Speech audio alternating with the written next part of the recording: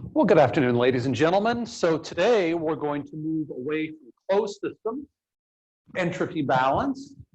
We've actually done a lot with closed systems so far. We've done the various forms of the entropy balance. We've done the property relationships, which are applicable to all systems, not just closed systems. We've done isentropic processes. Again, this is applicable to all systems, not just closed systems, but we've done a lot of material so far, starting with and applying what we know to closed system entropy balance. Now we're going to move on to open systems. How entropy flows in and out of open systems, how entropy is generated in open system devices. So we're going to move on to open system application of the energy balance today. And as you might vaguely recall, we have a device or we have a process or a machine or a function for transforming closed system conservation relationships into open system conservation relationships, the Reynolds transport theorem. We're going to be applying the Reynolds transport theorem to a closed system entropy balance to arrive at an open system entropy balance for entropy, as I said.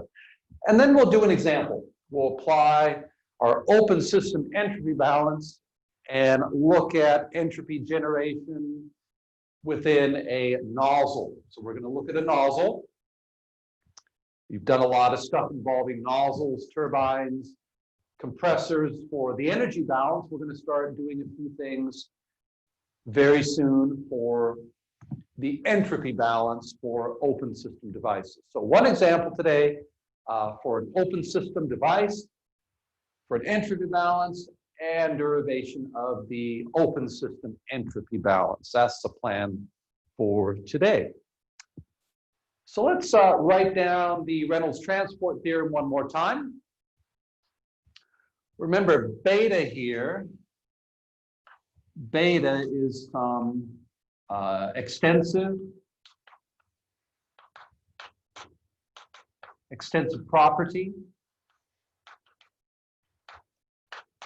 And lowercase b is the intensive property, so beta per unit mass, or the intensive property. So we've got the extensive and the intensive property, beta and lowercase b.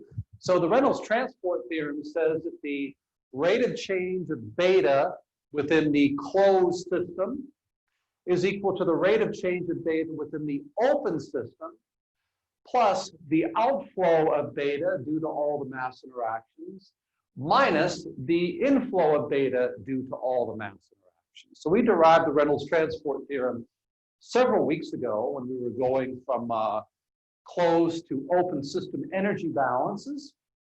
So now we're going to apply the Reynolds transport theorem to entropy as well as energy. To do that, let me remind you here with the closed system rate base. So this is a rate here. This is beta dot within the closed system. This is beta dot within the open system control volume. So we're going to be looking at the rate-based version of the entropy balance for a closed system and using the Reynolds transport theorem to derive the open system equivalent. So here we have the closed system here receiving various heat interactions. So we have Q dot T interaction. So you put a thermometer right here, and that's your interaction temperature right there where the heat flow crosses the system boundary. Q dot over T interaction is your entropy flow into the system. And we have multiple heat transfers. There could be many heat transfers with many temperatures here at the system boundary where the heat crosses into the system. And that all results during some process over a rate of change in entropy within the system. And of course, there may be some entropy generation in the system due to the presence of some sort of irreversibilities. So the rate, so the S balance on a rate basis for a closed system is S dot, or if you like, ds dt in my closed system is equal to the sum of Q dot over T interaction over all heat transfers plus S dot gen. So this is rate-based closed system S balance. So S dot within my closed system, or ds dt within my closed system, is equal to the sum of all entropy transfers due to heat interactions plus any entropy generation within the system due to irreversibilities. That's what the S dot gen is about. So S transfer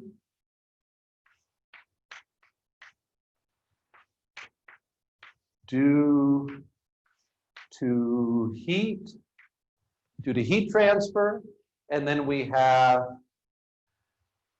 S generated due to irreversibility. That's what the last term is about.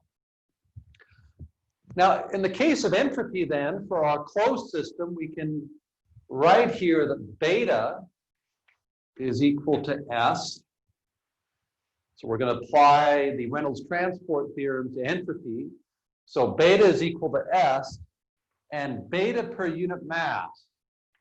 So S per unit mass is lowercase s. So that's our convention for going from extensive to intensive properties. The extensive properties are typically uppercase, typically, not always, and the intensive equivalent, which is the property divided by mass, is lowercase. We did all this stuff in the first couple of weeks of class, okay? So my beta now is going to be equal to S, and my lowercase b is specific entropy, or entropy per unit mass. And I end up with the closed system, open system entropy balance.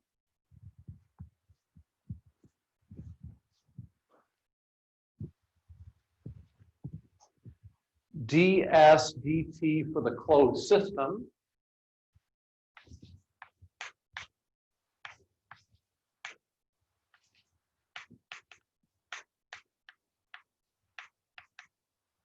is equal to ds dt for my control volume, my open system, plus the sum of m dot s over all outlets minus the sum of m dot s over all inlets. Now, what is the change of S over time within my closed system? What's the change? What's the rate of change of S within my closed system over time? Well, that's equal to ds closed system dt, which is all this stuff. We have the entropy transfer due to heat, and we have S dot gen. So I can replace the left-hand side of this equation. So this is equal to sum Q dot over T interaction plus S dot gen. And that's from the closed system entropy balance. Closed system entropy balance. Okay, I'm going to do a little bit of algebraic manipulation here. Not much, just a little. I'm going to take this S dot gen and put it over on the right-hand side of the equation. And I'm going to get the following. the sum of the entropy generation, the entropy transfer due to heat interactions, Q dot over T interaction, is equal to the rate of change of entropy within my control volume plus the sum of the outflow of entropy from my control volume minus the sum of the inflow of entropy into my control volume minus, going to take the S dot gen and put it over on the right-hand side of the equation, S dot gen. Okay, so all I'm doing is taking the S dot gen term and putting it over on the right-hand side. All right, ladies and gentlemen, let's put a little box around this equation right here. Let's put a box around this equation. This is your open system.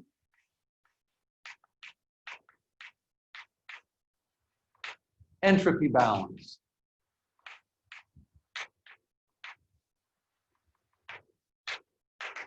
Open system entropy balance. So let's go over each one of these terms here. Let's go over each one of these terms. The left-hand term represents entropy transfer due to heat interactions into control volume. So S transfer into a system, our open system, if you like,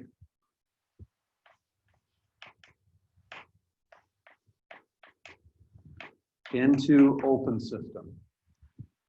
Let me draw a little diagram here. So we have a device with a bunch of ports. I'm not going to draw them all. Bunch of ports. Make sure this looks right. Yes. Bunch of inlet and outlet ports.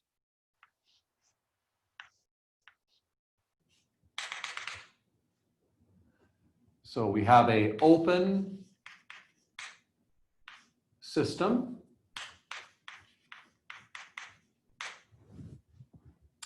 This open system experiences various kinds of heat transfers at various interaction temperatures. So we have a Q dot, another Q dot.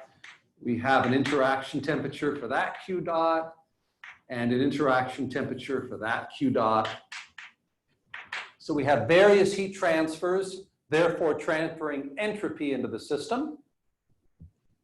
We have various mass flows going into the system. So we have an M dot with some specific entropy, M dot with some specific entropy flowing into the system. And then we have various mass flows out of the system.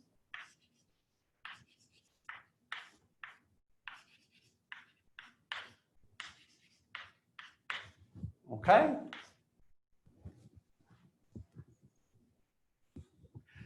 And inside we have, so our system is an open system now. So here's our control volume. So inside I have a certain rate of change of entropy within my control volume. And I also have entropy being generated in the control volume. So I also have an S dot gen due to irreversibility within the system. Okay? So that's a multiple inlet, multiple outlet, multiple heat transfer device. So this device here, this open flow device, can receive entropy in the form of heat transfer divided by the interaction temperature.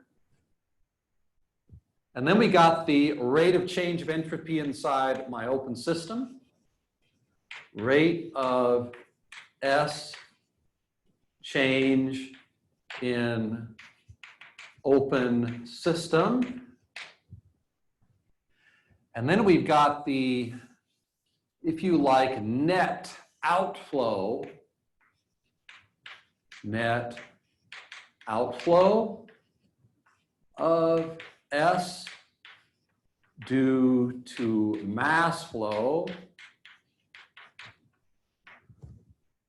And then we've got the term that involves the entropy generation. S generated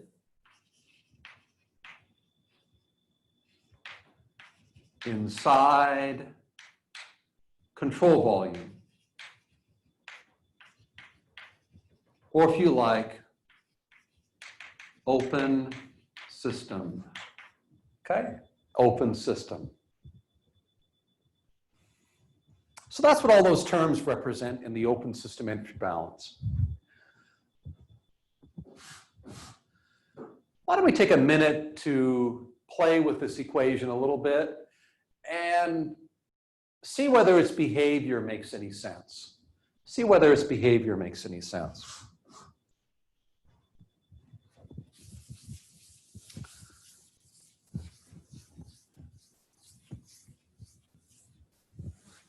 We'll just do a few little examples here.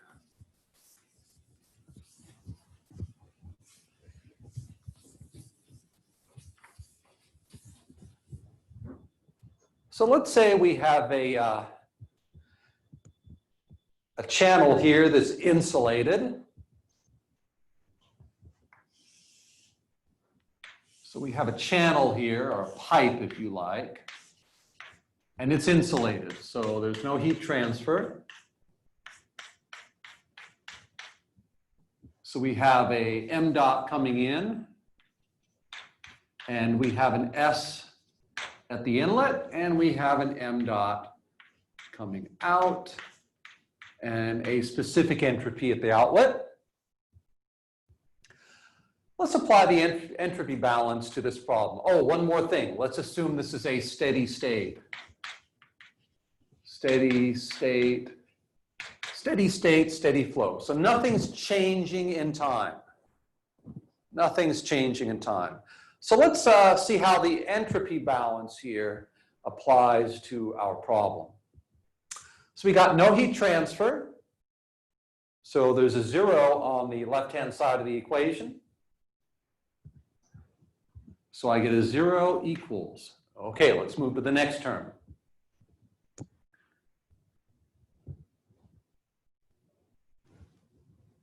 Change in entropy with respect to time within the open system.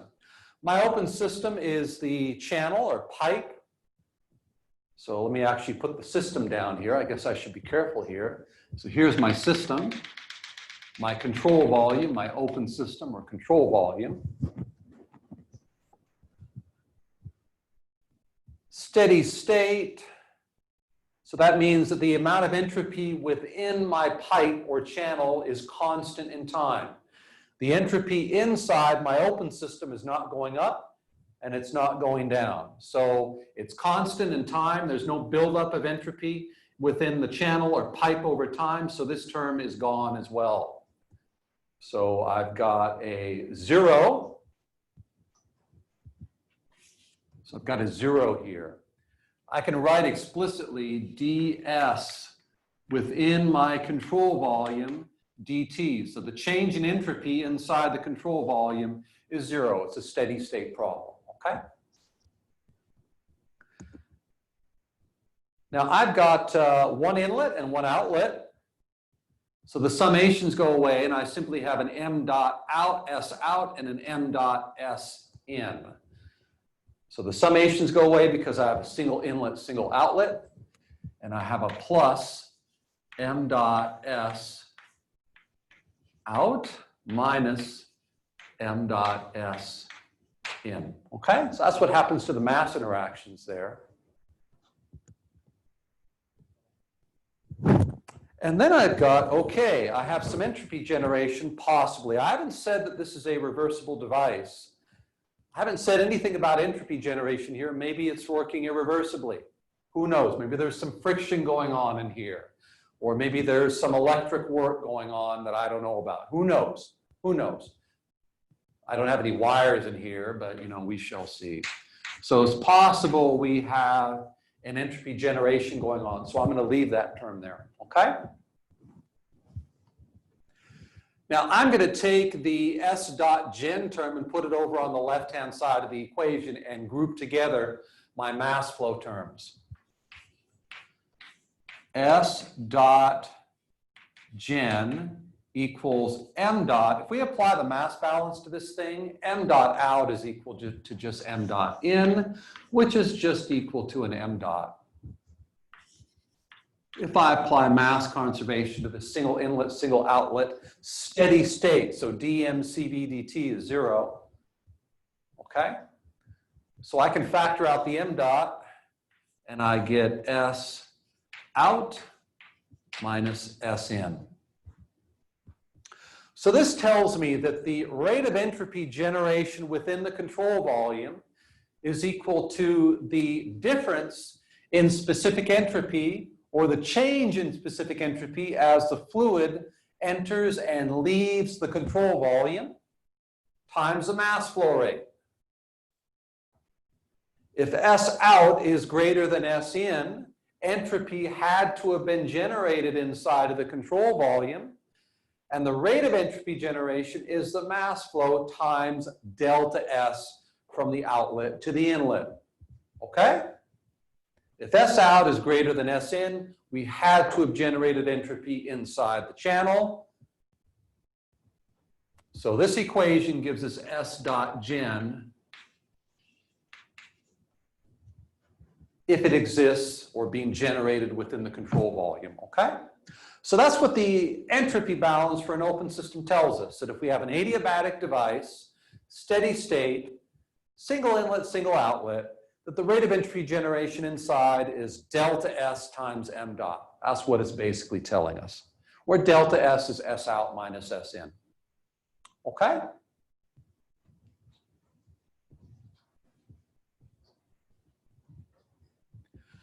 Let's do another problem. Let's say we have a closed system. And this closed system is insulated. Here's my closed system. It's insulated. It's closed, so there's no mass interactions going on. Okay? Q dot equals 0. Insulated. Insulated. Okay?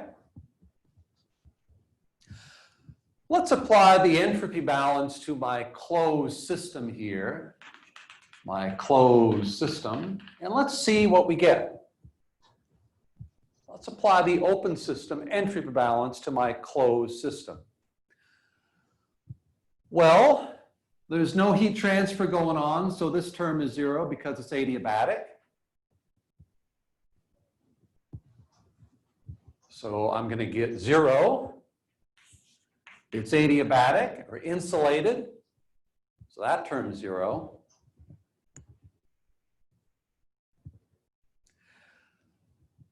I don't know anything about the rate of change of entropy within the control volume. By the way, my control volume or system is my closed system in this case.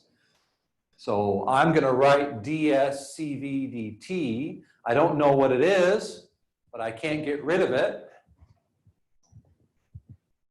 dsCV dt, the time rate of change of entropy within my system. dsCV dt, the time rate of change of entropy within my system. It's a closed system, so I got no mass interactions. These terms go away.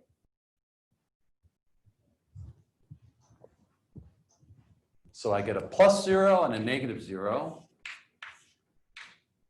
There's no mass interactions going on, so that goes away. And then I have my negative S dot gen term, the rate of entropy generated within the control volume or system due to irreversibility. So I also have an S dot gen.